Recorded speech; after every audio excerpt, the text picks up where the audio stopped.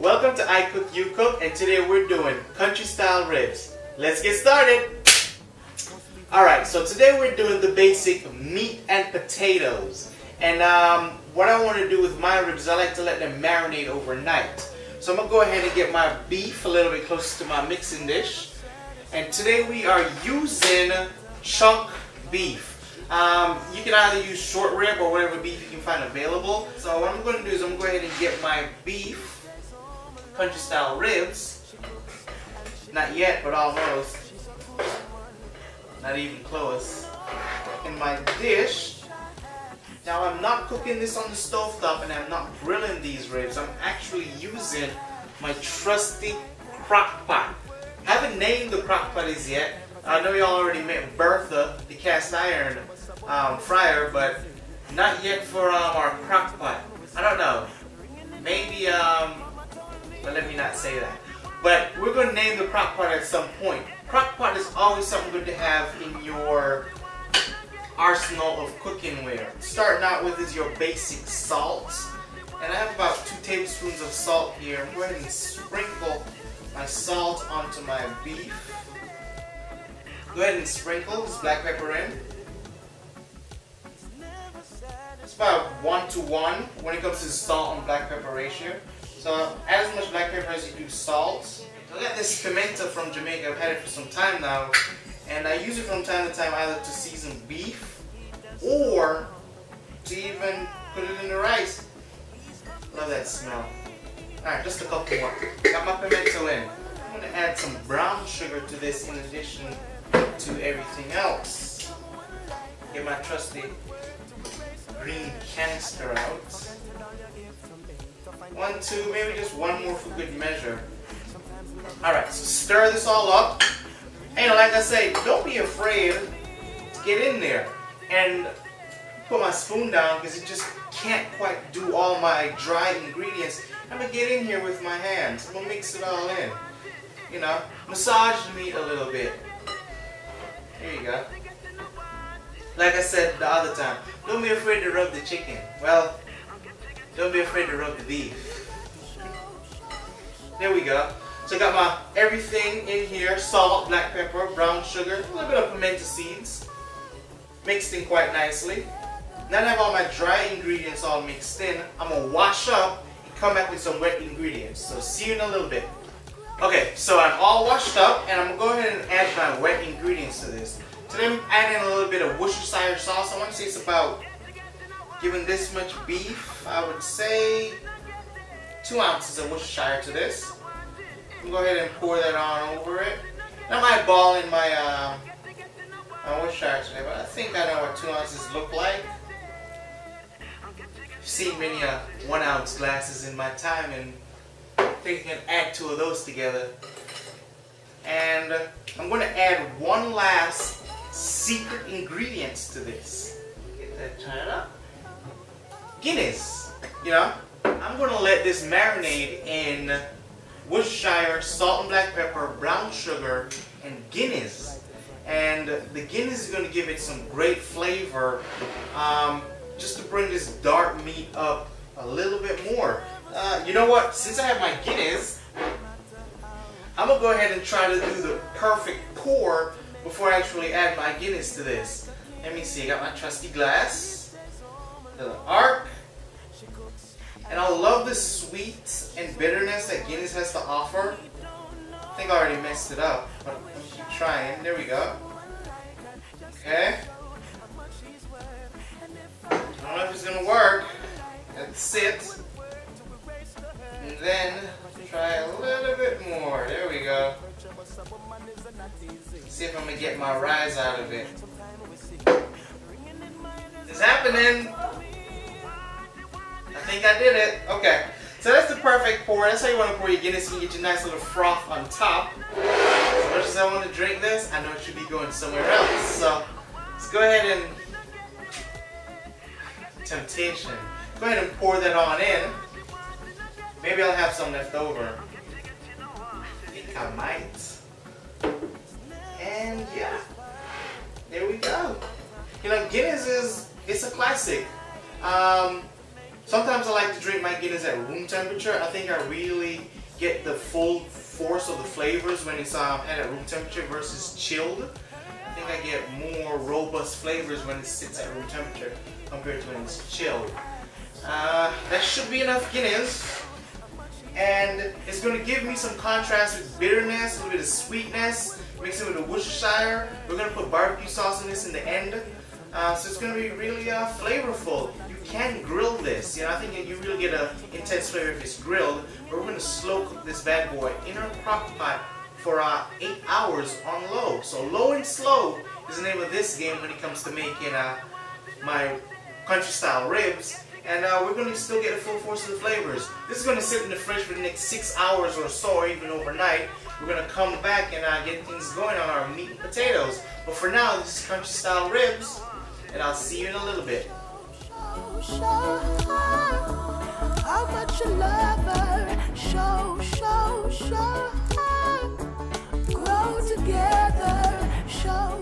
Okay, so we're back. It's about maybe 8 hours later, and I'm about to go ahead and get my country style ribs in the slow cooker. Now today I'm using 4 cloves of garlic and a whole onion. One thing you want to do before you actually have the garlic and onion placed in the slow cooker is you want to bloom them. So we're going to cut this up in big chunks. I'm just cut this down the middle and that way. You're going to want to let these bloom in your microwave for 5 minutes. Interesting fact is, if you bloom these in your microwave before putting them in the slow cooker, you can actually intensify the flavor of the onions and garlic. So I'm going to set this for 5 minutes, and I'll be back once we're done. Scoop this out into the bottom, like so. I'm going to spread that around. The steam's coming off this. So I'm going to go ahead and get my beef added here. You met Bertha, the cast iron fryer, in an earlier episode. Haven't named our crock pot is yet, but you know, let's see, Julia, that's what I'm gonna name. I'm gonna name this crock pot here Julia, and my cast iron pot Bertha. Now Bertha is fast and hot because that's a fryer, and Julia is low and slow. Yeah, I like that. My crock pot Julia. There we go. So from now on, I'll refer to my crock pot as Julia. I don't think everybody's gonna like that, but I done it. Isn't that right, Julia? There you go, looking so wonderful. Oh, and I'm gonna pour just a tad. You don't have to do this because all the flavor's already in the beef itself.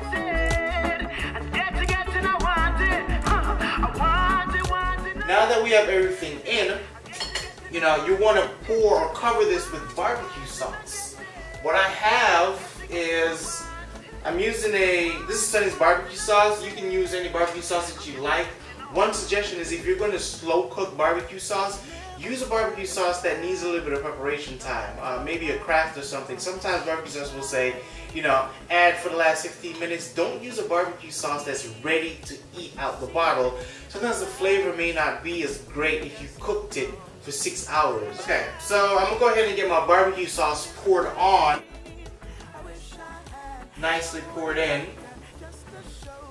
I'm using extra again because I'm going to use whatever's left over after this wonderful slow cooker gets everything all combined to make a barbecue spaghetti, and I'm going to be featuring it in another episode. So nothing in this episode will go to waste. Cover. I'm going to put this thing on slow, and in 6 to 8 hours my country style ribs are going to be ready to go.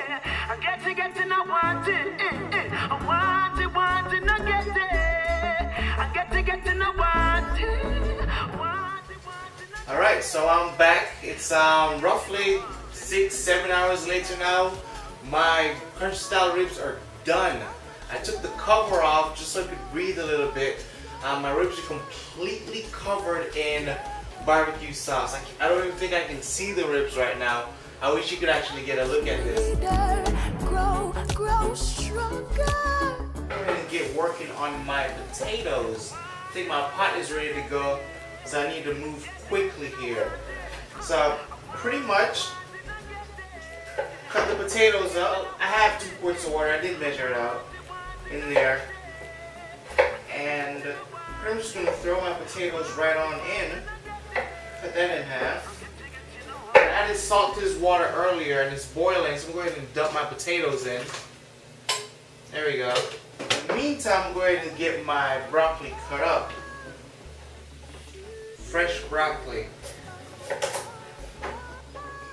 And this is an easy way to cook broccoli because you really don't have to mess with it to the end. There you go. Steam broccoli in about 5 minutes and we're going to be there. What I like to do with my potatoes is go ahead and get them mashed while they're still hot. So, I'm going to start off with a tablespoon. Is it a tablespoon? Yep. Start with a tablespoon of butter in the bottom and 1.5 ounce of cream cheese. This is my secret ingredient, is cream cheese when I get my mashed potatoes together. And what I like to do pretty much is take my hot steaming potatoes and dump it on top of my cream cheese and butter. That will help me to have it melt and work with a little bit easier. For my mashed potatoes today, I have a tablespoon of butter. I have an ounce of half and half creamer. And I have an ounce and a half of cream cheese. And my potatoes are pretty much done. You know, that's the consistency I like. I might add maybe a ½ ounce more of cream cheese just for the heck of it. But that's about it. It's lumpy. Got my red skins all in here. And I think we're ready to go. Broccoli looks nice and ready. I'm going to set my broccoli down here. Now what I'm going to do pretty much is just add my ingredients to my broccoli. What I like to add is a tablespoon of butter to that.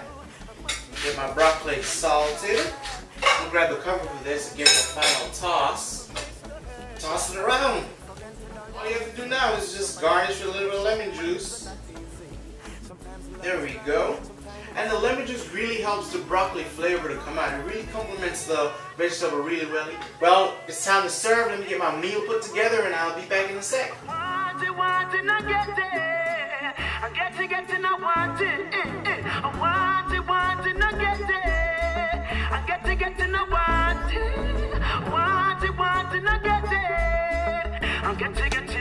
Oh, wow, that's falling apart completely.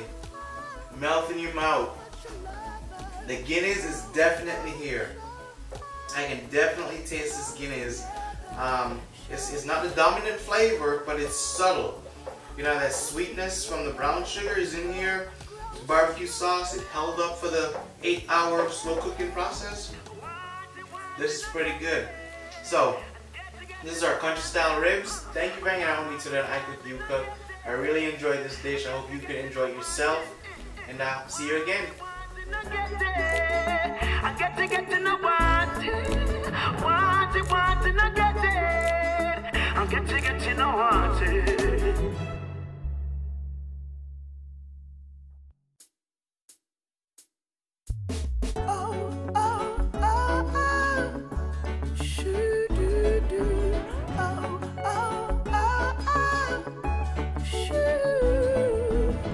Most people never notice that all them want and need is right in front of them eyes.